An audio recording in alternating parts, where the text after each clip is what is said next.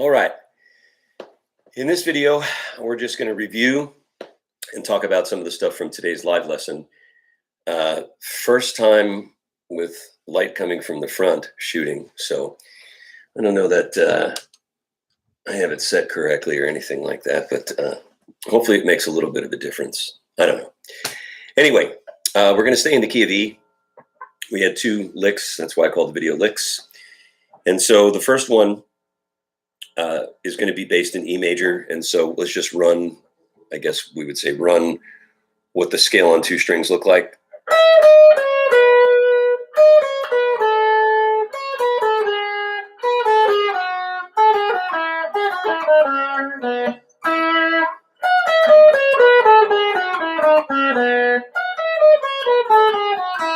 That's all we're dealing with, okay?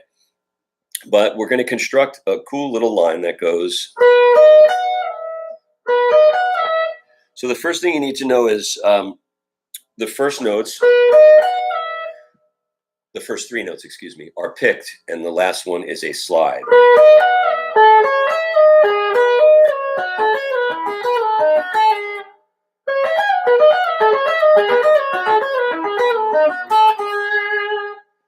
Slowly.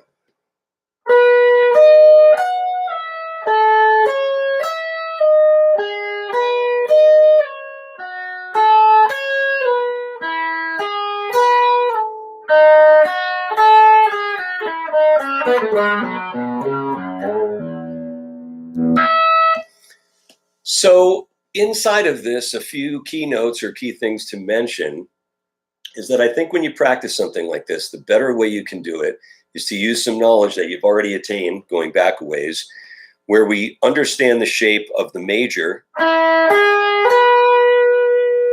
That's pretty important. We understand that. The minor. And that we only have one other shape, which is diminished. So you have major, because the one chord is major. You have the two chord, which is minor. The three chord, which is minor. Same shape, right? Four chord, which is major. Five is major. Six is minor. Seven is diminished.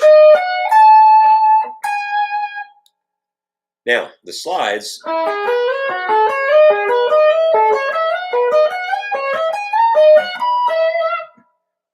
Another good thing to do is once you have that under your belt, to try to start it descending.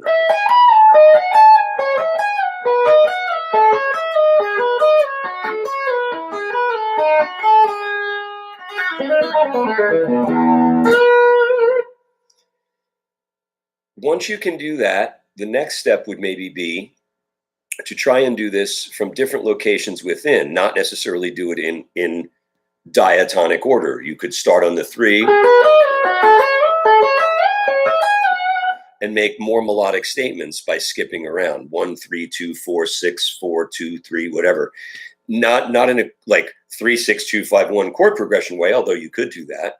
That's not really what we're after, possibly. Just so that you can kind of recognize it from any place within.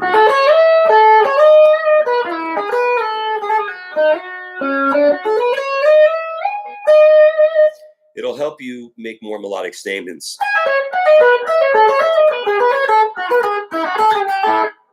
So there, I just played the arpeggios without the slides, the first few. Right? You can mix it up in lots of different ways. So experiment with it and have fun with it. Another level of this would be, I think in the lesson, we talked about the Marvin Gaye tune, What's Going On, which is mostly, I don't remember if it's his key, I think it is his key, mostly in the key of E. We have a one chord and a six chord. Is not the answer, right? Then eventually he goes to the two chord. We've got to find a way to bring some love in here to the five chord, right? So that's all in the key of E. And that's wonderful. So if you were soloing over the verse, you would only need, using this example, you'd have all that stuff, right? Now, at a point, the song goes into this bridge, which is an A minor 7 chord. And so, as a theory note, we mentioned in the lesson, anytime you have an outlier kind of chord like that, where you're in a key and then suddenly it switches, if that switch is to a minor chord, or minor 7, most all of the time, that sound is going to be Dorian. So when it goes in the Marvin Gaye tune, when it goes to the A minor, the tonality is this.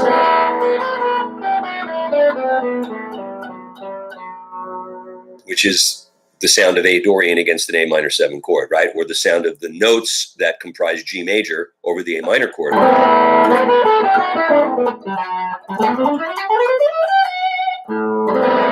Right? That's all that is.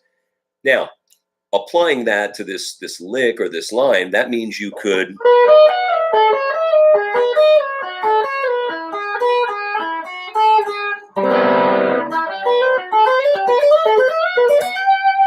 so all I did is switch it so that what I played belonged to the key of G. In this case, against that chord, it sounds like A Dorian. So whichever way you'd like to look at it, G major or A Dorian, they're the same pitch collection. So you went from this sound to, I'm just playing 2 arpeggios to make the understanding easy. E major and F sharp minor to G major and A minor. So listen.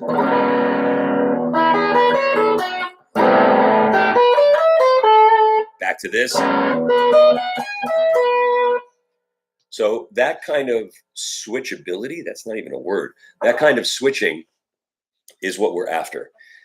But that's, levels in of first developing it. Another thing that I mentioned during the lesson was it's advantageous to maybe try to do this on some other string sets. So I'm going to choose, I'll choose the fourth and third string to do this. And once again, I'll stay in the key of E for right now.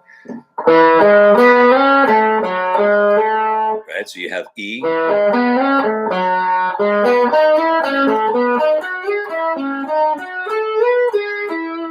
that's the full diatonic right there, right? That's the whole thing. E major, F sharp minor, G sharp minor, A major, B major, C sharp minor, and D sharp diminished.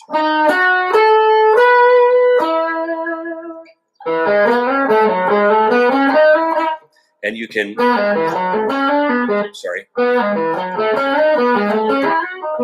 put the slide on the, on the pinky, all those kinds of things you can experiment with. But it's nice to have it on a couple string sets.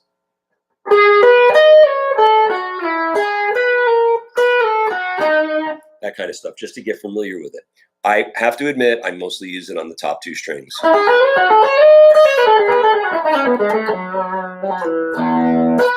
And that gives me range underneath, right?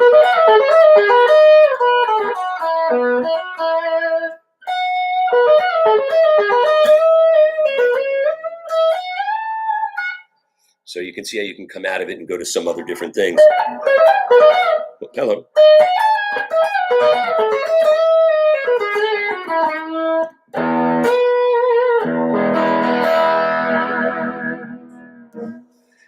Enjoy the challenge.